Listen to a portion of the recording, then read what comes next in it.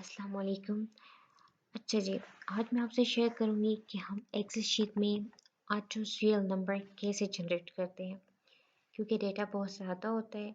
सो वो इतना ईजी नहीं होता कि आप मैनुअली वहाँ पे नंबर्स इंटर करते रहें, सीरियल नंबर लाइक 1 2 3। ये तो जस्ट मैंने आपको एक समझाने के लिए थोड़ा सा डेटा लिया है, लेकिन जब बहुत ज़्यादा डेटा हो तो ईजी नहीं होता कि आप उसको सीरियल नंबर मैनुअली देते रहें। सो उसके लिए जस्ट सिंपल सी ट्रिक है, फार्मूला है, जो ये है equal row bracket A1, then close the bracket and then just press enter।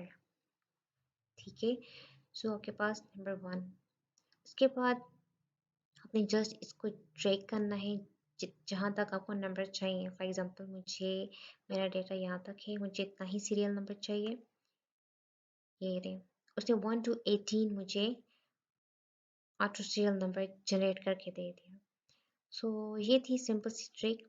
I hope आपको समझ आई होगी। सो ज़रूर ट्राई करें। Thank you so much. अल्लाह हाफिज़।